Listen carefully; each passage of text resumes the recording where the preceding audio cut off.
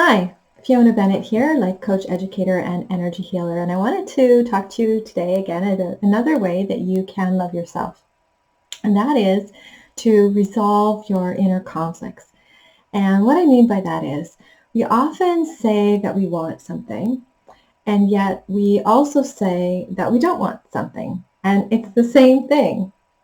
And when we do that, we are actually blocking ourselves from getting what it is that we want. And we're never going to achieve it that way. So let me give you an example. So I say I want to be a life coach. I want to be an amazing life coach. And at the same time, I say, but I don't want people to laugh at me.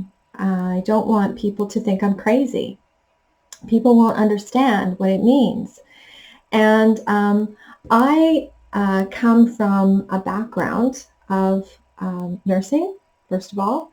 I come from a background of, really straightforward people who, are from very logical thinking, methodical things, from, sort of structure, religion. And I don't come from a background of people who believe in, or at least I didn't think believed in, spiritual guides, angels, smudging, the universe supporting you, attracting what you want in your life, and following your intuition, following your own path, listening to your inner wisdom, having dreams in your heart and soul, and pursuing those things. So I spent a lot of time really in my own head, just believing that no one would understand me, and I would be laughed out of my family. And, I would say that some of my experiences supported that. That people did think I was a little, the phrase would be woo-woo. And so that made me afraid to branch out further into who I really knew I was.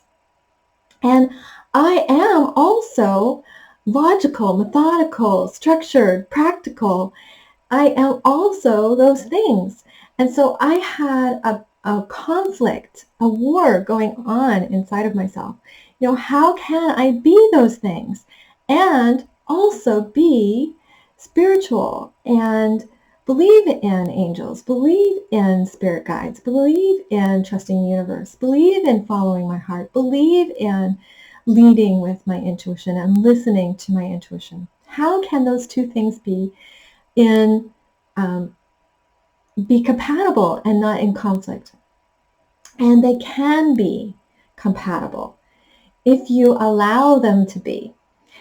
But when you believe that they're in conflict, then so will the universe. And it's true of anything. So if you believe that you want something, but there's a but on the end of it, then that but will always cancel out what it is that you say that you want. I want to be successful, but I don't want people to see me. I want to be successful. I want to be heard, but I don't want anyone to laugh at me. I want to write a book, but I don't want anyone to really know my story. I want to be a speaker, but I'm afraid to stand on stage. I want to make a lot of money, but I think that people who make a lot of money are really bad people and that money is the root of all evil. I want to be a mom, but I'm afraid to lose my freedom. I want to be an amazing businesswoman, but I'm afraid that's going to rob my children of time. Everything on the other end of the but cancels out what you said you want. So start to pay attention to what you're saying. You have to decide, what do you really want? What do you want? I want to be an amazing life coach, but I don't want anybody to laugh at me. It's not possible. Some people are going to laugh. Some people are going to think you're crazy. Some people aren't going to follow your way of thinking. Some people are going to love it. Some people are going to resonate with you. Some people are going to just gravitate to what you're saying. It doesn't matter. The only thing that matters is what is true for you. What is it that is in your heart and soul? And that's what you need to figure out. Who are you trying to be that thing for? Do you want to be a mom because you have a burning desire to be a mom? Or do you want to be a mom because you think you should be? If you want to be a mom because you think you should be, then that's the wrong reason. If you want to be a mom because that's calling to you, you want to give to children, you have something to give, and you're longing to do that, you know that that is in your heart and soul, then yes, you're going to reconcile with the fact that there's something else that's going to be sacrificed. That's the reality. But instead of it being seen as a sacrifice, celebrate that you have been given the gift of knowing what your heart and soul wants. Do you want to write a book, but you're afraid of telling your story? Well, is it true that you want to write that book? Or do you think that you should write a book because everyone else is doing it? Well, I was told that in order to get my message out, in order to have a brand, I should write my book. That's the wrong reason. Do you have a burning desire to get your message out? Is there a story to be told? Then yes, speak your truth. Own your story. Own it. And what is it that you're afraid of in speaking your story? That's where you need to spend your energy, is what is it that is causing you fear about telling your story? Spend time in that. Is there going to be a sacrifice there? Maybe. Maybe some people will struggle with you telling your truth. That is the price for saying truth. Not everyone is able to accept your truth. Not everyone likes when you say the truth. Other people are going to be inspired, ignited, motivated. So is it really your calling? Examine your inner motivation. That's where you need to be spending some time.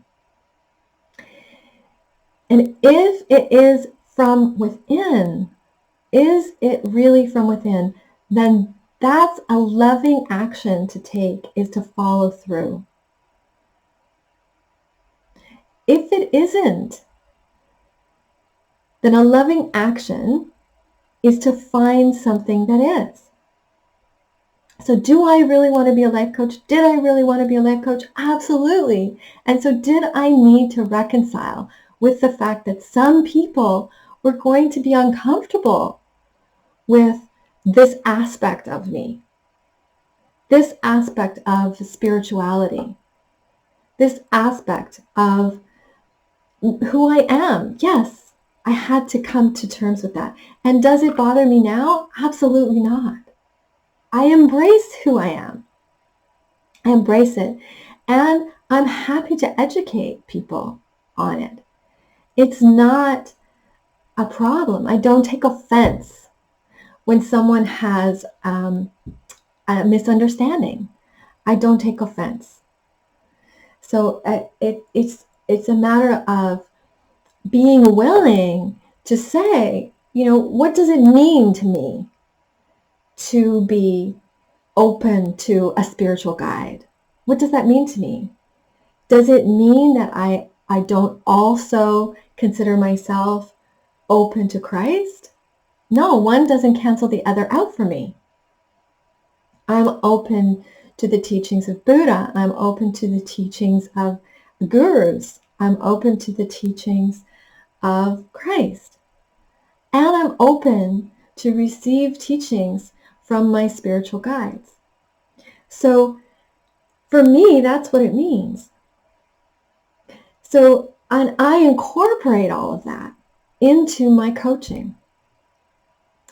So that's a part of resolving an inner conflict and knowing who you are. And knowing who you are is being able to love who you are.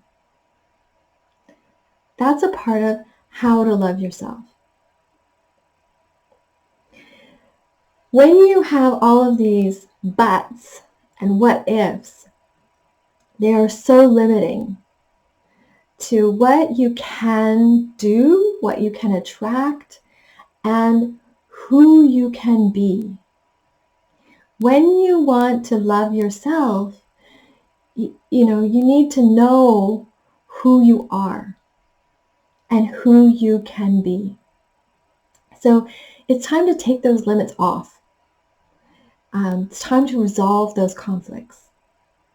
If you're looking to do that, I would love to help you to take off the limits, to take off those conflicts, resolve those conflicts, and to really fall in love with what you want and who you are and all that you can be.